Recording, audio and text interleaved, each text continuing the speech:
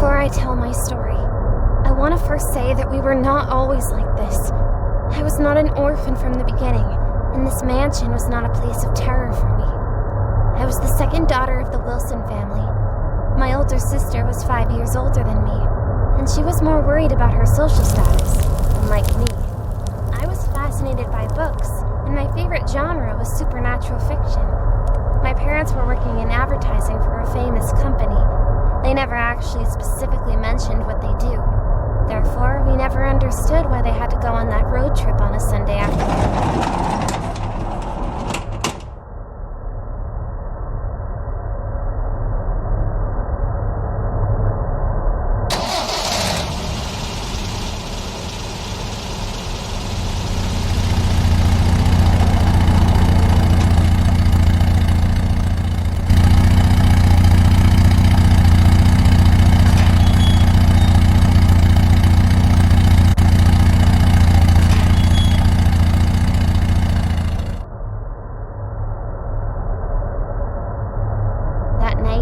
Dream.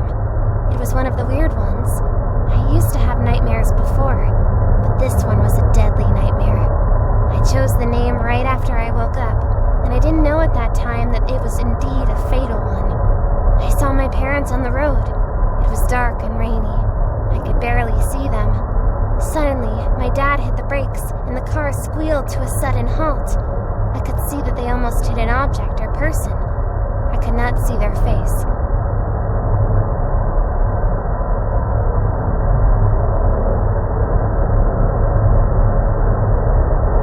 When she showed her face, I suddenly woke up. I woke up in a cold sweat. My sister was beside me. I could see she was sad, but I just could not understand why. She said our family lawyer had come earlier to the house, and he had delivered the worst news a child could hear. My parents were involved in a car accident, and they both did not survive.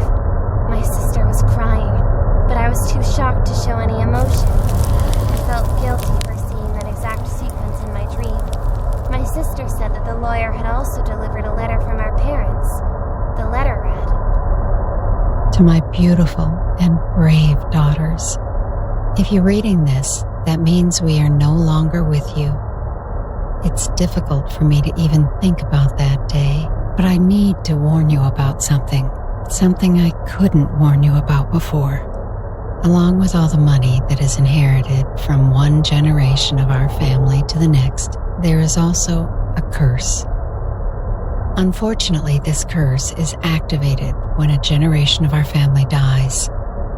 This curse is like a virus, eagerly looking for a host. It will pass to one of you if you do not stop it. It will drive you crazy and make you mad until you no longer exist as yourself, and your body just becomes a machine for this dark energy to harm and destroy. It is a disease of the soul, and you will no longer be able to perceive emotions or express them. My brave daughters, find this book of curses from the library and stop this curse once and for all. Follow the instructions in the book and break this curse. You have until midnight to break the curse before it affects one of you. If the curse is not broken, one of you will become infected, and the other has only 6 hours to reverse the effects. I love you two more than anything on this earth. I wish I could be there to help you, but there are some battles you must fight alone.